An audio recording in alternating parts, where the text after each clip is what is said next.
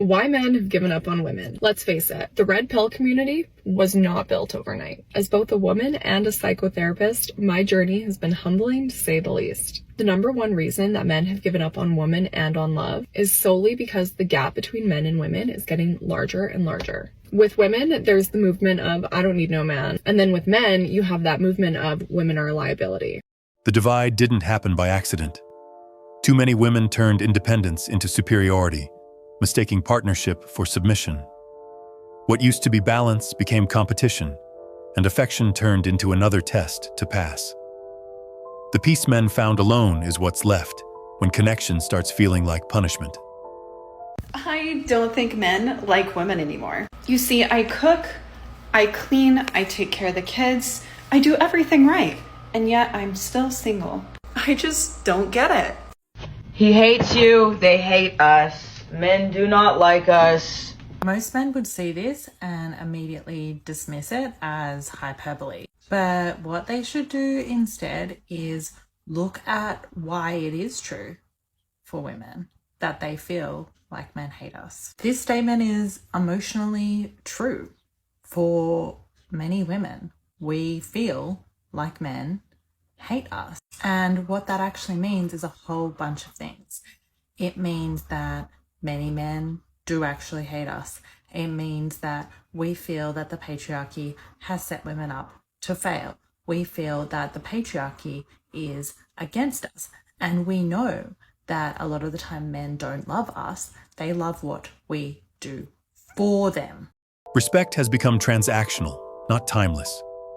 It isn't rooted in virtue anymore, but in what a man can provide or endure. The idea of partnership turned into performance. Men reduced to proof of stability, not people of worth. And the constant cry of patriarchy is less about oppression now, and more about preserving a narrative that keeps accountability out of reach.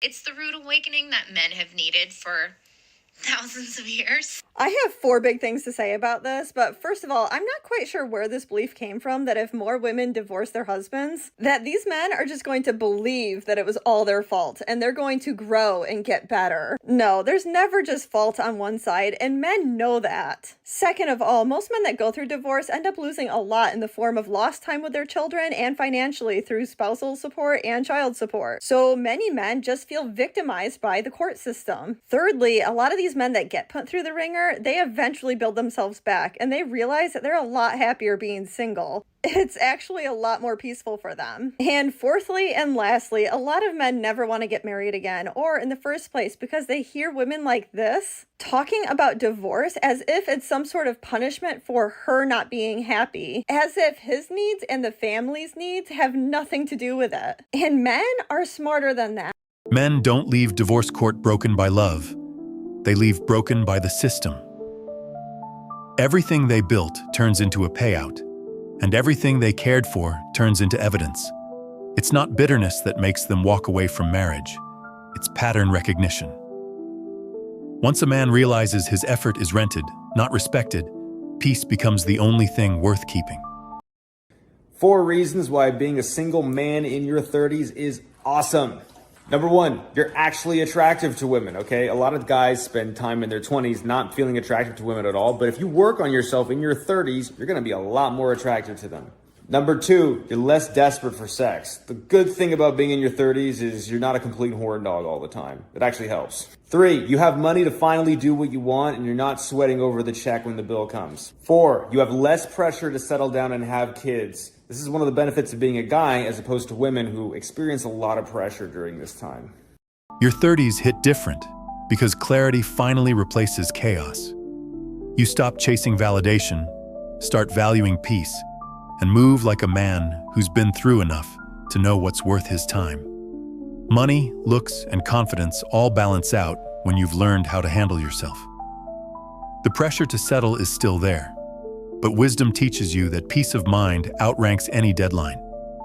When you get enough lonely single men in their young ages of like 20 to 30, right, with no family, no kids, nothing to die for, to stand for, you're going to have public tragedies keep happening. Soon they'll start targeting higher ups in government because, you know, once the greed sets in from those at the top and they take more and more and more and you're left with nothing, then you'll really see the, quote, revolt everybody talks about. A society that drains its men of purpose is building its own collapse. You can't strip a generation of meaning, call them privileged, and expect peace in return. When there's nothing left to protect, destruction becomes the only form of expression. The warning isn't anger, it's the echo of men who were taught they don't matter until they finally believe it. Women are scared of happily single men. You want to know why? Let's get into it. Being happily single as a man makes you more appealing. Men that don't need to be in a relationship. Men that have high standards. Men that don't chase women. They chase in purpose. This makes women think, wonder if that man is actually interested in them, and will in turn, y'all listen to this, increase the value of that man and his expressed interest in their minds.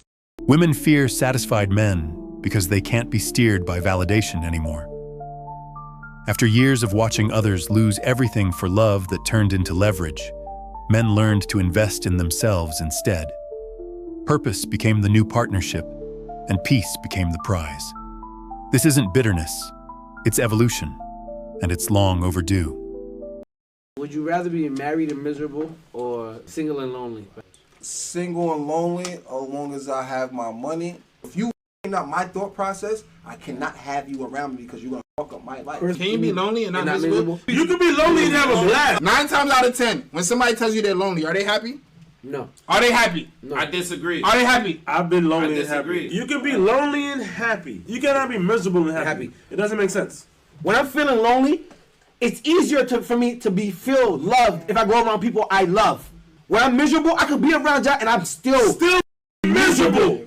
Loneliness is temporary, but misery becomes a lifestyle. You can fill silence with purpose, hobbies, and discipline, but there's no cure for being trapped in something that drains you. A man alone still has room to grow. A man miserable in marriage has already lost that space. Freedom might be quiet, but at least it still echoes with possibility. Do you think men are happier when they are single or in a relationship? This question comes up because I got into a bit of an argument on Facebook this week because someone had posted a very long and detailed post alluding to just that fact.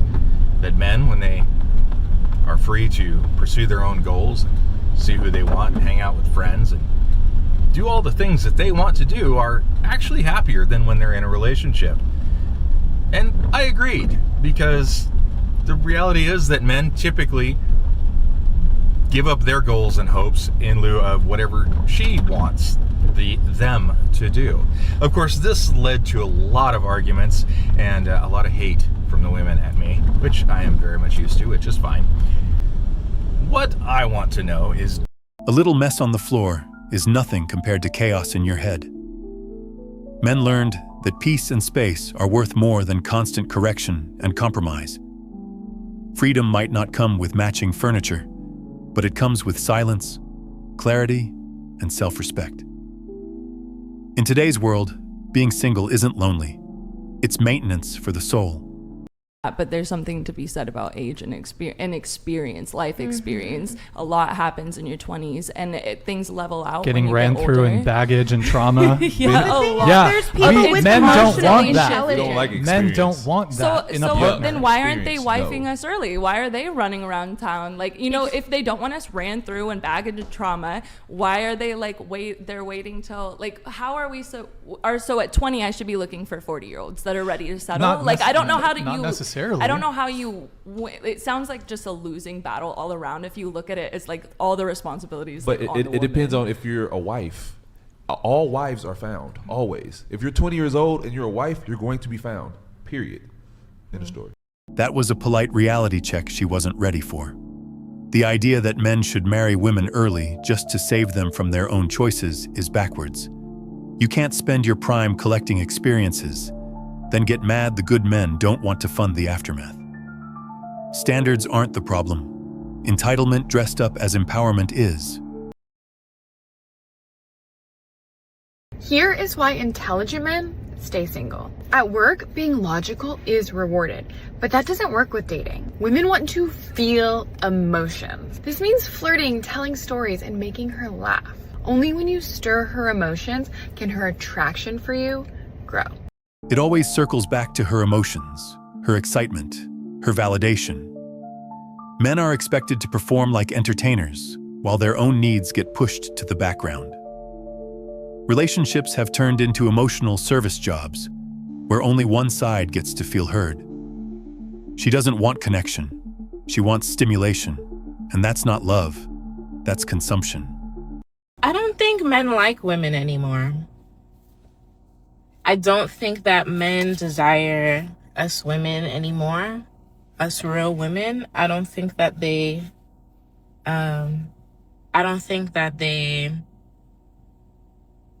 value us like they used to. Men aren't really putting out effort. They're not putting out any type of effort like they used to. Taking a girl on a date becomes an issue. You know, spending money on a woman is an issue. You should have your own money as a woman. Going out to do something fun is an issue. Why don't you just come over to the house and we could do something in the house? I don't know. Maybe it's because I'm from New York. But I see women all over the globe complain about what's happening with men nowadays. Is it women that's not making themselves desirable anymore?